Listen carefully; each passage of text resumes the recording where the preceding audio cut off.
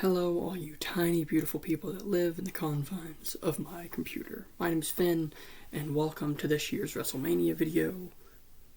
Something's missing. Just one sec. There we go. Keep it on me, you feel? I will get into my overall thoughts on the show towards the end. Currently, I just want to go by match, segment by segment, and talk about what I liked, what I didn't, and then we'll get to the final verdict at the end. And remember, this is my opinion, so if you disagree, you are wrong. To begin, the show started with Jey Uso, Royal Rumble winner, and Gunther, the World Heavyweight Champion at the time. And the match was about as good as it could be. No disrespect towards Jey, but the guy gets blown out pretty easy. But it was a good match. I was not disappointed. I enjoyed the callbacks to their previous matches. I enjoyed the callbacks to Gunther's previous losses. For those who don't know, in the WWE, Gunther has lost to a handful of people, and that's it. Braun Breaker, Ilya Dragunov, Chad Gable won via DQ, and I'm missing one. He got pinned by somebody else. Sami Zayn. And that's it. That is the people who have beaten Gunther up to this point. And they beat him with a brainbuster into a Luva kick, his own submission, the rear naked, a spear by Breaker, and then the count out win for Gable, who sadly wasn't on the show. Sorry about that. So Gunther ends up losing via submission. He taps out immediately while put into his own sleeper hold. And everybody on the internet was like, why the fuck would Gunther tap out? That's in character. Every time he's ever been put into his own sleeper hold, he's tapped out. It's only happened once. But, when Ilya put him in that, he went straight, he just immediately started tapping. So here with Jey, he does the same. And then people were freaking out, well, Jey Uso's not Ilya Dragunov. Well, in WWE canon, he beat Ilya in the King of the Ring tournament. So he is labeled as above Ilya, and he did the same move, Gunther taps, which is lore. He has a cute little celebration with his brother. Alongside, on the following Monday, he had a celebration with Sami Zayn, which was cool, because Sami has also beaten Gunther and is a big part of the Bloodline story. And we'll get more into Bloodline shit later. After that first match, we moved on to the worst match of the night, the one that I felt didn't matter, which was New Day and Viking Raiders. The New Day pinned Eric. The match was short. I genuinely forgot it happened. That match meant literally nothing. There was no story. There was no build-up. There was no stuff about Big E. They didn't talk about anything. The Raiders didn't have a reason to defend the belts against the New Day. New Day didn't have a story going in. The two have had matches before, but not in a way that matters specifically right now. They pinned Eric. Borin, Borin is what I wrote down. Should have just been on Raw since it had no build-up, which I agree with completely. And then I think the SmackDown titles should have gone here in a big old multi-man match. I would have had the Profits, DIY, throw Pretty Deadly in there. You could fit Tama Tonga and Tonga Loa in there if you wanted to. I personally wouldn't. I would keep it a triple threat or a six-man or whatever. But I fully believe that should have been the SmackDown titles because there's a bunch of story there. That division is so much stronger. Everybody over there cares more. There's stories going on, and it's not just, hey, the New Day is popular. Let's put them in it without lore. And I think story in wrestling is really important. So I really would have preferred the SmackDown titles been on the line in a big six-man, maybe in a ladder match, maybe just a six-man, maybe an elimination thing. Who knows? Just something. But I trust that these SmackDown titles will do something cool soon because they have been built way better than the Raw ones. which is an issue on Raw and their creative and their stuff. But bleh. Next matchup was Jade versus Naomi. It was a pretty good match. If I had to describe how it felt like watching a women's match from like 2001, which isn't a bad thing. It just felt like a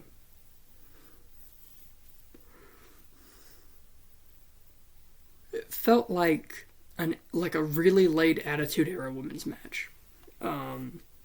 Just some good old fashioned wrestling. I don't have anything negative to say about it. It just wasn't super special. I think it's a good showing for Jade. It gets her a fairly credible win at Mania.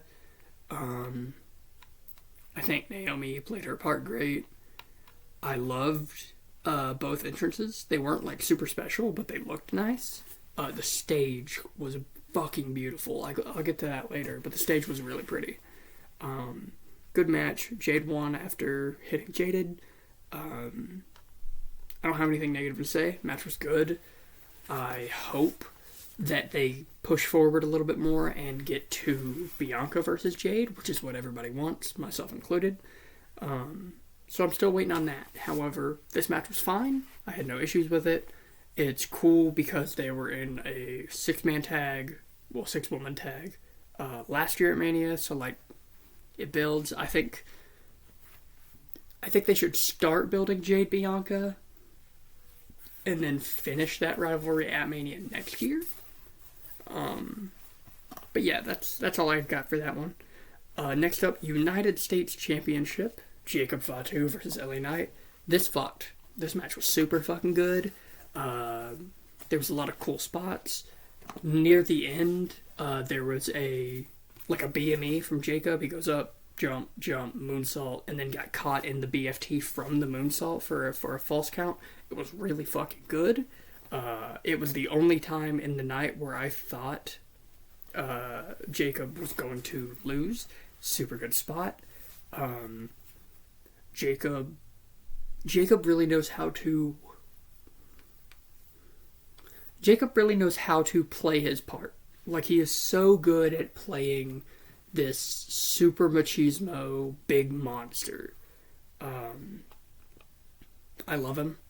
I hope he has a tremendous run with the belt. He won. He put LA Knight over in winning, though, because he hit him with, 2 BMEs. He, got up, nailed the moonsault, immediately stood up for another.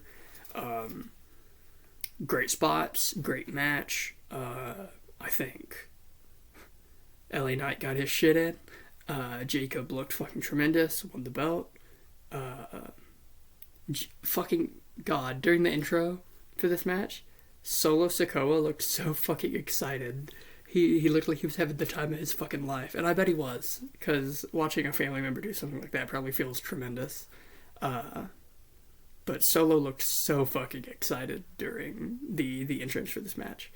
I hope he has a tremendous U.S. title run. I hope he has a fun run. Similarly, I think I have a good idea for where I want his run to go. I think he should hold the belt until SummerSlam,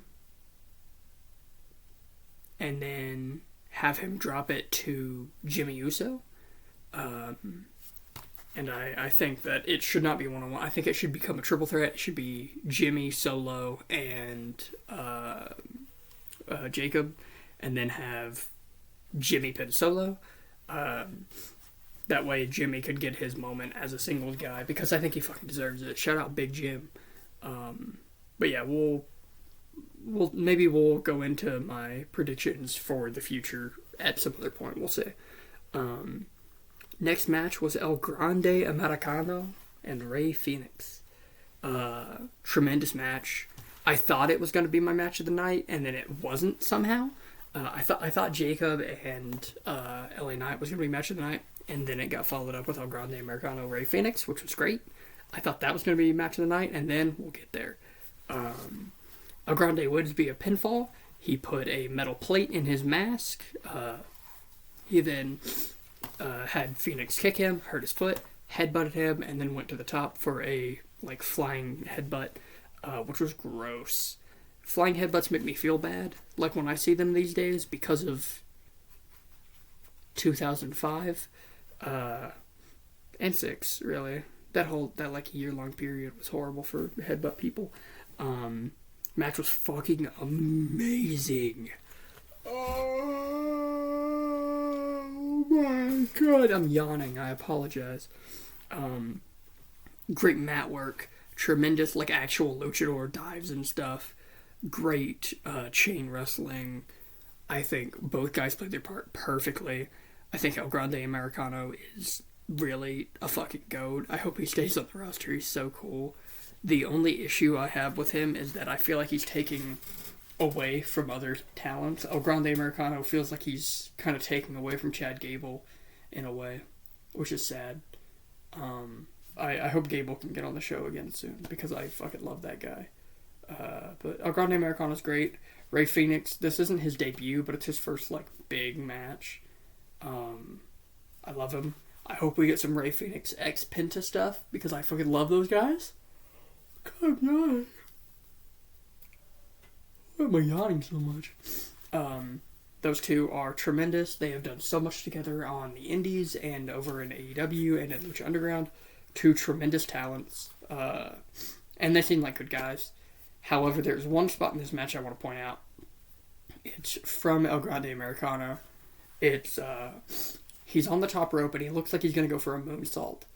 So he goes for the moonsault, and instead of getting the moonsault, he does like a backwards 450. So he goes from standing straight up, he jumps, does the rotation for a moonsault, and you're like, oh, that's it. No. He then moves forward more, so that's a 360, 450, and then lands the senton and rolls out of it. One of the coolest fucking moves I've ever seen. I'm sure somebody has done it before him, obviously. Like, I don't think he invented it. However, it's the first time I've seen it. I've seen other things like a double moonsault, but I've never seen the moonsault into the senton. It was fucking gross. It looked like he got a concussion because his head fucking snapped back off of Ray's body. Great matchup.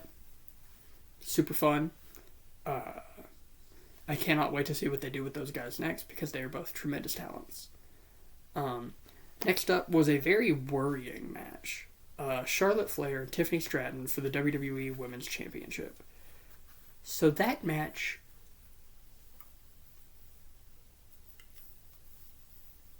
Fuck, I'm yawning so much. That match scared the tits off of me because the two had a very not positive back and forth on SmackDown, where they said some real life things and some in character things, none of which was nice. And they were genuinely a little upset with each other. And a lot of times, when wrestlers are pissed at each other when they have a match, it won't work because they're so pissed at each other. Luckily, these two had enough maturity to put that aside and work together. It was a really good match. Not as good as the one before it or the one after, but it was really fucking good. Why am I so tired? Oh, why am I yawning so much? God damn. Tiffany retains. On night one, she's the only champ to retain. I thought the match was really good. I think the two had gear that worked together really well. I think there was a couple false finishes that were nice. I really am happy that Tiffy won because I really wanted her to. Because I want her to keep going forward. I want her to have a good run with this belt. I kind of want her to hold it all year. There's a couple different champions and the amount that I want each of them to be champion and such. She is the person I want to have the belt the longest, I think, currently. But yeah, love that match. Love Tiffany. Charlotte needs to work on her ego, I think. Because it seems every time she works with somebody new, there's an issue and she's the only common factor. So there's that. Now let's get into night one's main event. Seth Rollins versus Roman Reigns versus CM Punk. The Beast Slayer, the big dog, and the best in the world. Rollins ends up getting the win after Paul Heyman turns on Punk and then on Roman. There's a lot of history in this match. Roman and Seth, obviously members of the Shield. The Shield were brought in to protect Punk. They ended up turning on Punk, blah, blah, blah, blah, blah. Seth and Roman both have had issues with Punk way before he left WWE, in the fact that Roman was the only one who could get a win over Punk, but he only got that win via help from Dean Ambrose, who's now Jon Moxley, who Punk had matches with outside of WWE, over AEW. Rollins and his genuine disdain for Punk, issues with Paul Heyman stuff, all sorts of stuff about the bloodline and whatnot, Seth turning on Roman, Seth cashing in on Roman. Last year, Seth costing Roman the WWE and Universal titles. Seth having so many, of these... Roman having all these demons that are basically all just Seth, and then Punk asserting himself in front of them, saying, "None of you guys haven't actually beaten me. I'm the best." He brought up the issues with the Shield, brought up them coming in, brought up how they had to try to take the spot that he left, and that they haven't done it correctly, and that he's still the bigger guy. Great match, tremendous stuff. There's a bunch of spots that were really good. I'll try to point out a couple. Seth wanted Roman to do the Shield powerbomb spot to Punk, so he sets him up, and then Roman nails Seth, powerbombs Punk through the table, and then does the same to Rollins. So instead of teaming with him to do the powerbomb, he just powerbombed him himself, because Roman is his own man who don't need no bitch. He's a strong, independent woman that don't need no bitch-ass motherfucker named Seth. There was a great spot where Punk gave a GTS to Rollins, who stumbled back. He then took a spear from Roman, then spears Punk. Punk's down, and then before Roman can get up, he takes a stomp. All three men are down. That spot was great. A bunch of kickouts, some of which made me think the match was over. At one point, Seth curb stomps Roman. I thought that was the end. Roman spearing Seth. Thought that was the end. We got a couple GTSs, couple spears, couple stomps. That was fun. The match was really good. It was my second favorite match of the entire weekend. It was so fucking good. And the story being built with Heyman joining Rollins, and then what they did on Raw with adding Braun Breaker to the mix, and then the idea of maybe a tag match of Seth and Breaker versus Roman and Punk. All the stuff with that is super intriguing. And Roman said in an interview not too long ago that when you couldn't see the wise man with the tribal chief, so when Paul Heyman wasn't with Roman, you would no longer see the tribal chief. So we could be getting a new character or a new gimmick or something for Roman, since he seems to be a man of his word even as a bad guy. So we will see what happens. I am super intrigued. I'm super excited. The match was really good. Now let's get to the best part of night one. One moment. The beginning of this match was the best part of the night for me, because CM Punk made his entrance in the main event of WrestleMania after wrestling for 20 fucking years and busting his ass and doing everything that he can to get to the top of this business, and he finally made it to the pinnacle, and it made me feel things. Seeing him come out with Paul Heyman gave me some crazy emotion. Seeing him come out with the gray, hoodie, the zip-up hoodie that he's had for fucking years, that he used to come out with whenever he was a heel back in 2013 and 14. For the short time he was there in 14, it was like a month. But, seeing that, seeing him singing the lyrics to Cult of Personality, seeing him hugging and showing genuine care for the guys of Living Color who sing that song and who made that song, seeing them perform it live, probably for the last time, it was tremendous, and it made me cry. I cried over his entrance because I fucking love him so much. He's one of my fucking favorites ever. It was super good. It made me feel emotional. I'm excited to see where all the stories and stuff go from night one. The only disappointing thing on the show was the tag match, and I really wish they did the SmackDown belts instead because they're way more intriguing. But that's night one for you.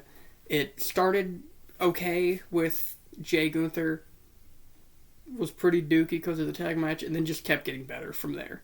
From Jaden and Naomi was good, and everything from there was just like an increase, just all the way up. And then Charlotte and Tiffany was really good, and then you get the main event, which was fucking tremendous. It was really good, and I enjoyed it. Over to night two, baby. Another women's match, a much better women's match. Nothing against Tiffany and Charlotte and what they were able to do. However, this match fucked. Rhea Ripley versus Bianca Belair versus Io Sky for the Women's World Heavyweight Championship. One of the most compelling matches I've ever seen. One of my favorite matches ever. That might breach into like my top 20 matches, maybe 15. Not quite 10. If I made a list of only men and only women, that might be my favorite women's match ever. Maybe. Probably something in Stardom is better, but give me a minute. This match fucked.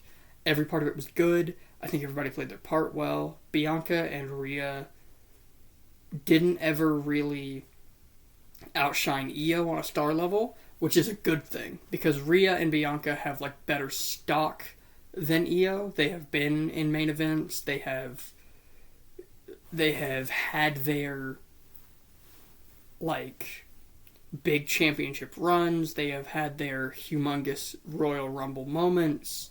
They have had like all of these things happen for them, and they have been champion for a year each. They are humongous stars. And Io's amazing, and I love her. And Io's, I have it written down here, super good. Shout out to Io Sky for being one of the greatest to ever do it. Io is fucking tremendous. But she is not quite on the star level of a Bianca or a Rhea yet. I really hope she gets there, though, because I love her so much. But she never looked out of place. She always looked like she belonged there. She always looked like she belonged in the main event. Like, this should have been a main event. It just should have been.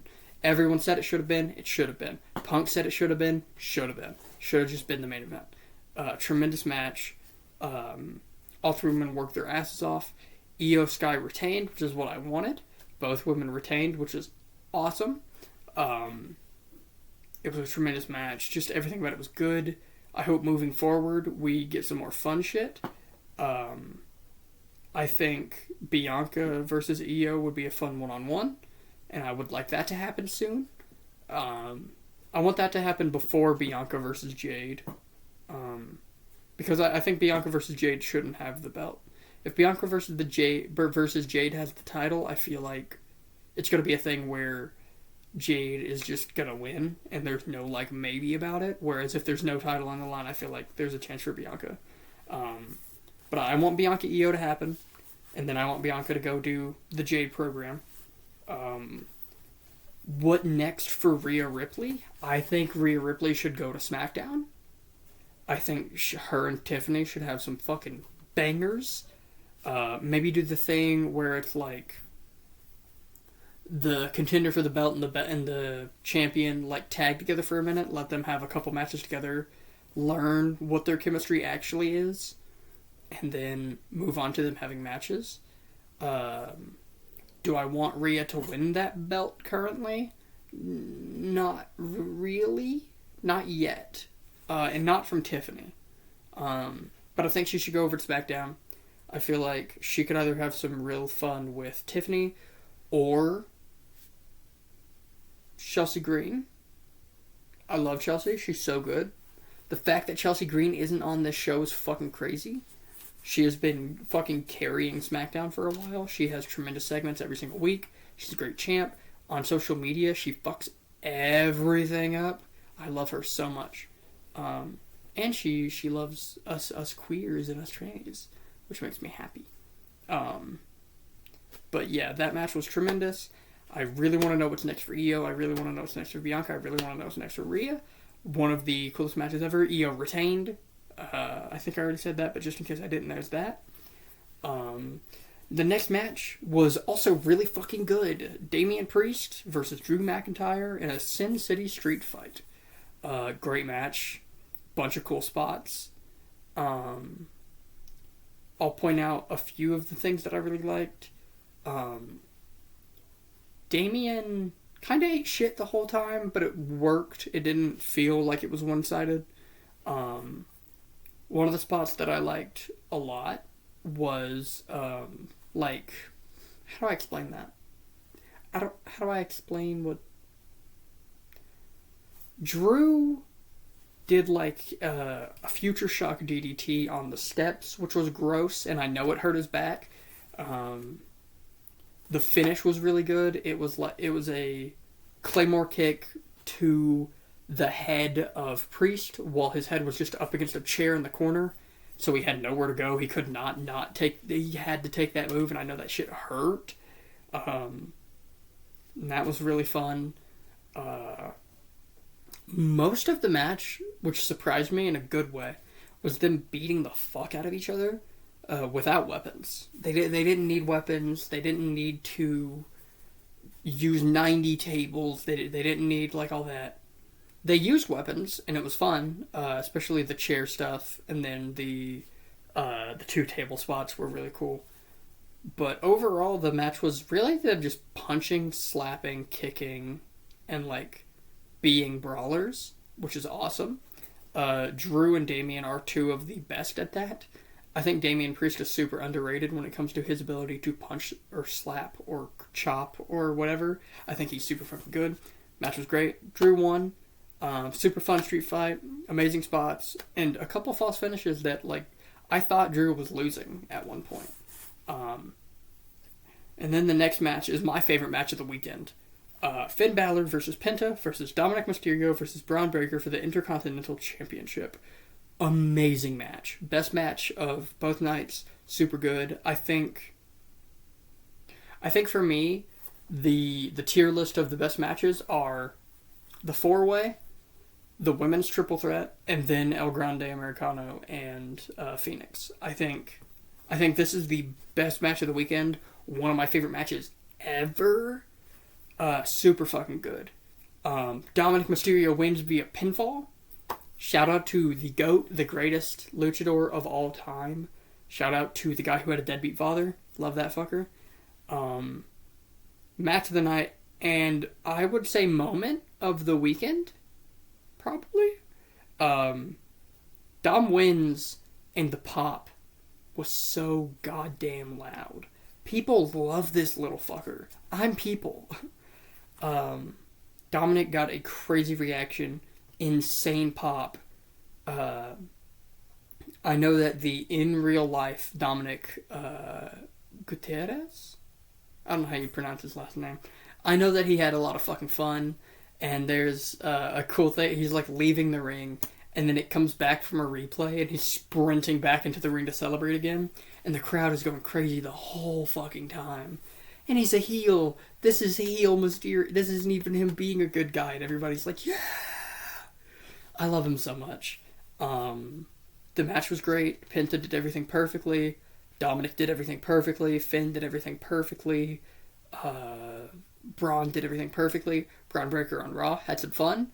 It seems like they're sowing some seeds of Dominic versus Finn, which would be a really good match. But don't do that. I like them together. Please don't make them hate each other. I love them so much. On Raw, Penta and Dom had a match. Dom won again because Dom is the greatest of all time. He needs no help. He needs no introduction. He's the greatest of all time. This was my favorite match. It had my favorite moment. I have nothing negative whatsoever to say about that match. It was fucking tremendous, and I cannot wait to see Dominic Mysterio as your Intercontinental Champion forever. I think Dom should have the belt and hold it until the Rumble. I think Dominic should hold the Intercontinental title till the Rumble. I think he drops it to Finn Balor probably, and then Dom wins the Rumble. Fuck it. Dominic Mysterio wins the Royal Rumble in Saudi Arabia. Why not? Why not? He should. I love that so fucking much. Short segment.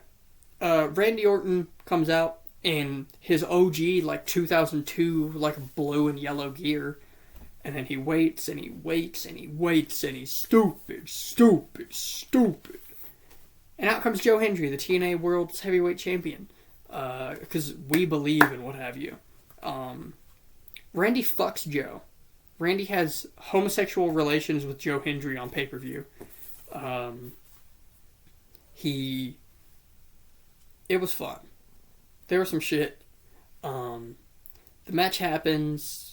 Joe does like the turn thing he does directly into an RKO, which was cool. And then after the match, Randy won. It was a squash, really, but it was cool. It was fun. Randy does the Joe Hendry turn, which was wild. He does the Joe Hendry turn, and then he RKOs Hendry again. He like shows him some respect, RKOs him, does the Hendry turn. Fun. Nothing super special. I feel like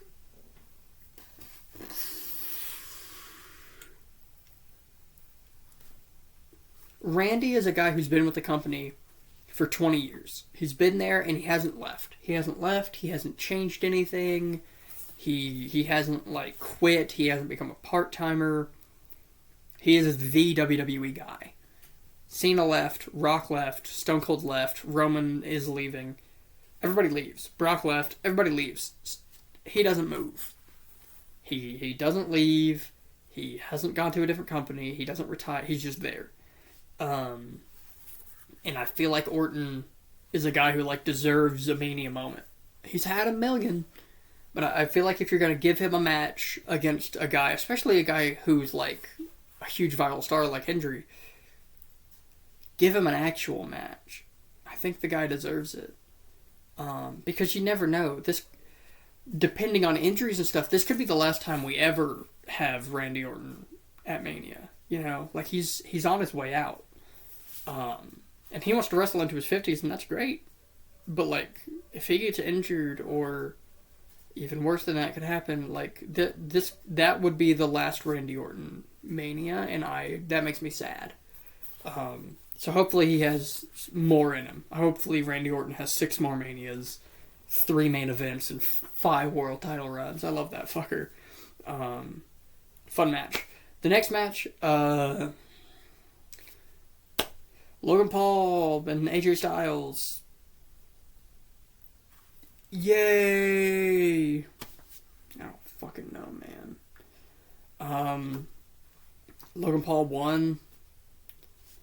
This was my least favorite match of the shows. I hated every moment of it. I don't like Logan Paul. And in wrestling, when you're a bad guy and people say they hate you, that's a good thing. So I don't go online and talk about how I hate Logan Paul, because that would help with being a heel. When I watch his matches, I just sit here.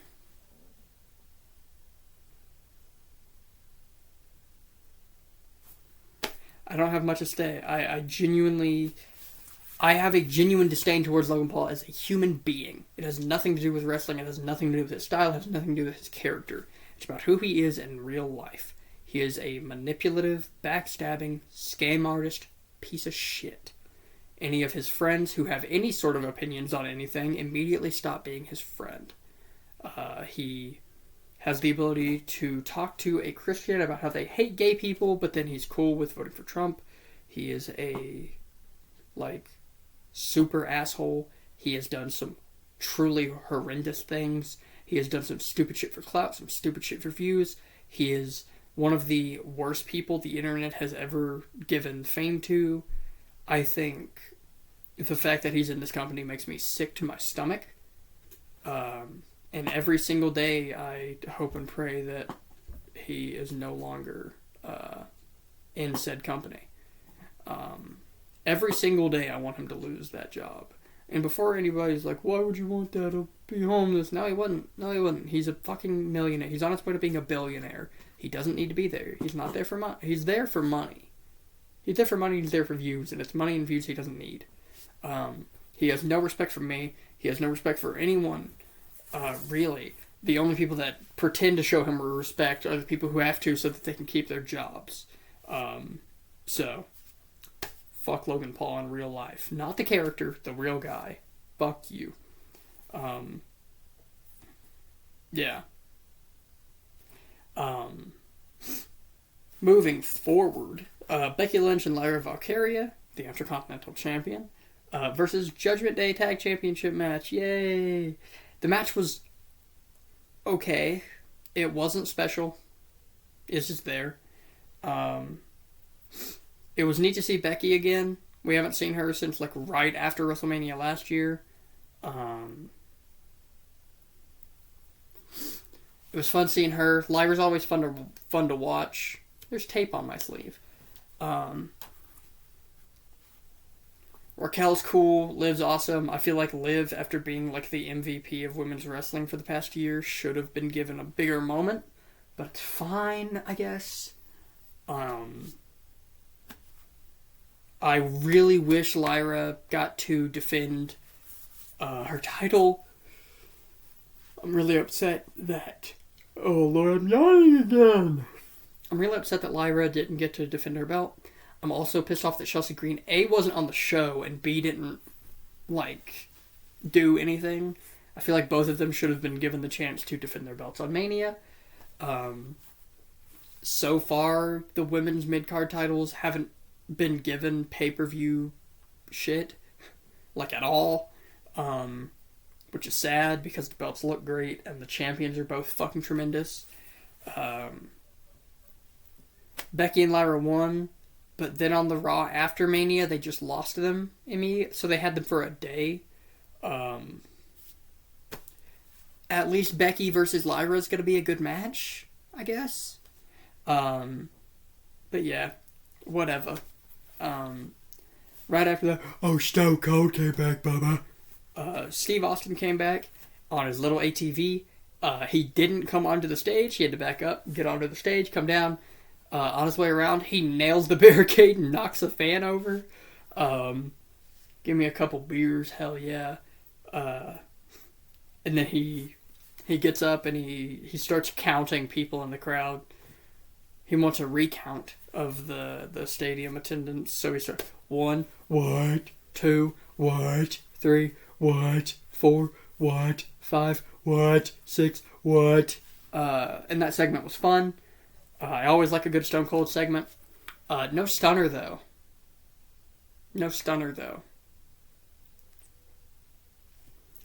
Feel like he could have stunned some... See, there's a couple people you could have had him stun, too. A bunch of people who were on your roster. You could have had him stun Theory and Waller. One guy who uses the stunner. The other guy who's famous for making one look good. Because of, like... Because The Rock wasn't a part of the main event, you could have had him stun Rocky. You could have had him stun Pat McAfee. You could have had him stun Michael Cole. You could have had Byron Saxton come out or something. You could have had like an Obafemi moment. Have NXT champion Obafemi come out and like talk about how he's the fucking champ around here, which he is. All respect and love to Obafemi for being the GOAT. And have Obafemi take one. You could have had a guy like Ethan Page come in, a despised heel, take one. You could have had an Intercontinental Champion Dominic Mysterio take one. Like, there's a lot you could have done there. But it's okay. It was fun. He drank a couple beers, hell yeah. What? And then he went home. I hope that fan's okay. The one who got nailed by the fucking ATV. I hope they're okay. And then, finally, it was time for the main event. John Cena versus Cody Rhodes for the WWE Championship. Will Cody retain and take the belt on for another year of run? Or Will John Cena become the person in WWE with the most title reigns? At 17. And Cena wins. Cena wins Law. Cena wins the WWE Championship and technically the Universal Championship to become a 17-time world champion. The GOAT. Controversial match. Very controversial match. Cody got hit with 4 AAs, one from the top rope, and he kicked out of all of that. Cena looked like he was going to lose from one crossroads, which is cool. I enjoy that. Also, it kind of adds up because the last time Cena had a world title match, it was him versus Roman at SummerSlam, where he hit Roman with like 4 AAs and Roman was cool, and then one spear ended it. So, that was helpful. I liked that. The match itself, I enjoyed. The finish was doo-doo. So, Travis Scott comes out to Fiend, or whatever, which played pretty much the whole show. And fuck Travis Scott in real life, just like Logan Paul. Scott helped Cena cheat to win. Cena tries to hit Cody with the belt. Cody catches it. Cody's about to hit Cena, decides not to. Cena nails him in the nuts, takes the belt shot. 1, 2, 3 is your champ. I think that finish was kind of shit. I didn't like that finish. A lot of people were disappointed that The Rock wasn't there. I'm happy The Rock wasn't there because I didn't want to see another person who their entire story was built around The Rock.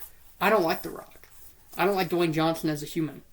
So I'm glad he wasn't there. However, Travis Scott being the one to defeat Cody Rhodes is crazy. After all it took to take the belt from Roman. And then Cody drops it because of Travis Scott? Alright.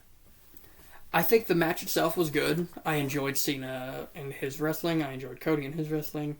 I enjoyed the fans tweaking the whole time. Cena finally got the hair transplant, apparently, which is why that's why it looked so bald back there. Was because it was bald so that he could get the hair transplant. So good for him. I hope it makes him feel more confident in himself. Not that he had any reason to be sad about his body or anything anyway. Look at the fucker. But I think the match was good. I think the story was good. I think the finish was iffy. Everybody who's complaining that his entrance was nothing and then the match was nothing, it's like, he told you that though. It's the whole point of his heel run. He's ruining wrestling. He's taking the belt home. He's getting rid of the theatrics. He's not doing fun shit. He said that he doesn't have to wrestle and he's not going to wrestle. And then on Raw, he talked about how he doesn't need to show... He's got 27 dates that he has to show up. Not matches. Not 27 matches, 27 dates. And then he took an RKO. But I was super excited for the match. Watched it, enjoyed it. Didn't like the finish, but the match itself was good.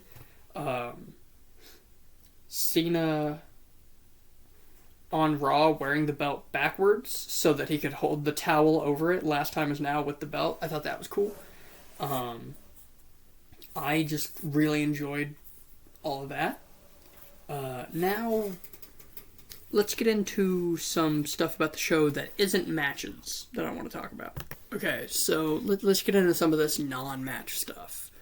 To begin, the stage was fucking beautiful. I liked it a lot more than last year's. I didn't like it as much as 39. I think 39 is the best Mania stage ever. I think 33 was better than this year. But I think this year looked fucking great. I enjoyed the uses of the stage this year, such as changing the way people's Trons move to fit on the stage better, which is a thing I think they should do every time they have a new stage or whatever, is do something special like that so that it's not just all weird. Because sometimes whenever there's a new stage or a certain stage shape or design, the Trons look really shit. And that didn't happen this year, which is good.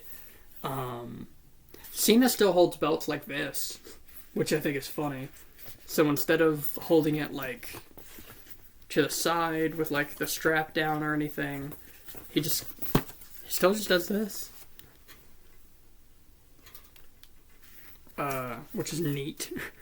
A lot of callbacks throughout the show. Good commentary the entire show. I think Wade Barrett is a tremendous commentator, and I'm glad he gets to do that.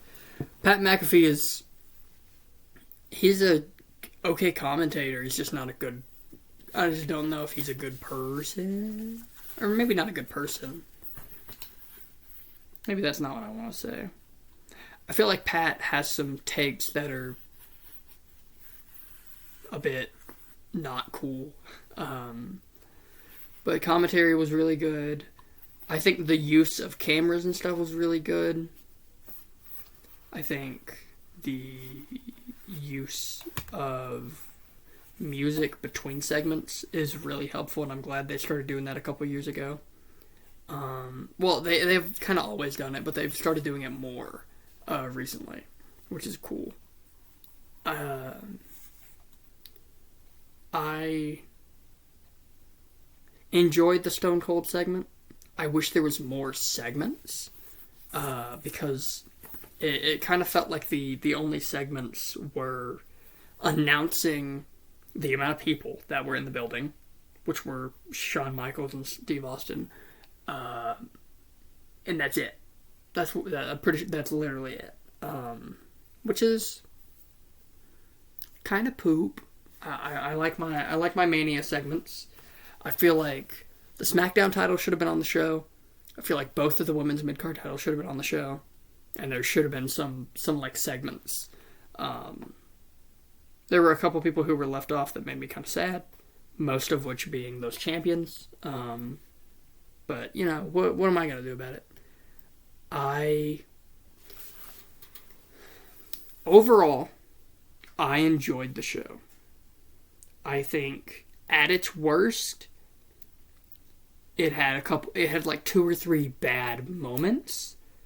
There was like one bad match, and the rest of it was good. I think I would give the show a 7 out of 10. I thoroughly enjoyed myself, and there were 4 matches that were like god tier. Both triple threats, tremendous. El Grande Americano, tremendous. That match with Ray. The fucking Fatal 4-Ways, one of my favorite matches ever now. There was a lot of good shit. I think Cody and Cena was good up until the ending. I think Charlotte and Tiffany was good. I think Jade Naomi was good. I liked the show. I wish there was a bit more, but I enjoyed it. It was a good show. To leave it in a sentence, I would say Mania 41 was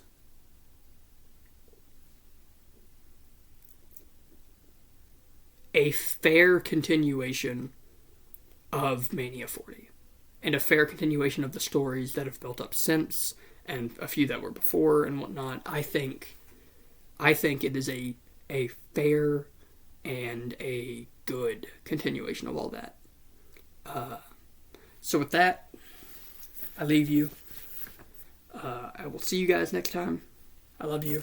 Thank you guys so much for everything you do for me. Bye-bye.